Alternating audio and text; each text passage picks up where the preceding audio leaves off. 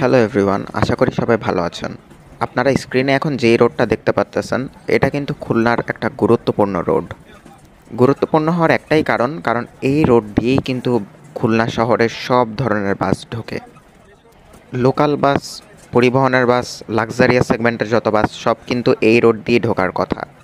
রাস্তার যেই অবস্থা আপনারা দেখে বুঝতেই পারতেছেন যে এই রোডে কিন্তু যাত্রীদের অনেক কষ্ট হয়, সাথে ড্রাইভারদেরও অনেক কষ্ট হয়। বাসের কিন্তু অনেক ক্ষয়ক্ষতিও হয়েছে এই রাস্তা দিয়ে চলাফেরা করার জন্য। কোম্পানিতে অনেক ড্যামারেজ দিতে হয় বাস এই রোডে চলাফেরা করলে। বাসের সাসপেনশনে প্রবলেম হয়, মাঝে মাঝে বাম্পারও লেগে যেতে পারে, অনেক প্রবলেম ফেস করতে হয় বাস ড্রাইভারদেরকে। খুলনা সোনারাঙ্গা বাস টার্মিনালের রোড যদি এরকম হয় তাহলে কি আর বলার থাকে। এই রোডে কোনো ভালো করে বাস ঢুকতেই পারে না, only for this road. Maximum luxurious bus কিন্তু গলনামারি হয়েই যায়, যেমন গ্রিন লাইন প্লাস সোহাগ। কারণ লাক্সারিয়াস বাস যদি এখানে ঢোকানো হয় তাহলে কিন্তু বাস নিচে লেগে যেতে পারে অথবা সাসপেনশনের প্রবলেম দিতে পারে। কিন্তু এই সব নন এসি বাস, তারপরে বাকি যত বাস আছে লোকাল বাস, তাই সেগুলো কিন্তু গলনামারি হয়ে যেতে পারে না, কারণ ওখানে এমনিতেই অনেক জ্যাম লেগে থাকে অটোরিকশার কারণে। জয়বাংলা মোড়ের থেকে শুরু হয়ে সোনাডাঙ্গা বাস টার্মিনাল পর্যন্ত এই অবস্থা। তারপরে ময়ূরী ব্রিজে ওঠার থেকে নামা পর্যন্ত অনেক প্রবলেম ফেস করতে হয় ড্রাইভারদেরকে। আমার যতটুকু মনে হয় সোনাডাঙ্গা বাস টার্মিনালটা যখনই রেনোভেশন কমপ্লিট হয়ে যাবে তারপরেই এই রোডের কাজ ধরবে, তারপরে রোডটা কমপ্লিট হয়ে যাবে। আমি আশা করি তাড়াতাড়ি রোডটা যেন কমপ্লিট হয়।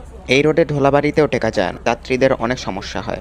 এই রোডের বিষয়ে কিছু কথাবার্তা বলবে একজন দোলা পরিবহনের ড্রাইভার। উনি যাওয়া আসা করার সময় কীরকম প্রবলেম ফেস করে, গাড়িতে কীরকম ক্ষয়ক্ষতি হয়, প্যাসেঞ্জাররা কীরকম কী ফিল করে, ওটার জন্যই ওনার সাথে এই ব্যাপারে একটু কথা বলা হয়েছে। আশা করি ভালো লাগবে। আচ্ছা, আপনি তো এই রাস্তা দিয়ে ডেইলি খুলনা থেকে ঢাকা যাতায়াত করেন। তা যাতায়াত করে আপনার কি মনে হয় এই রাস্তাটায় আপনাদের বাসের কি অবস্থা হয়? আপনারা কিরকম ফিল করেন এই রাস্তায় চলাফেরা করে?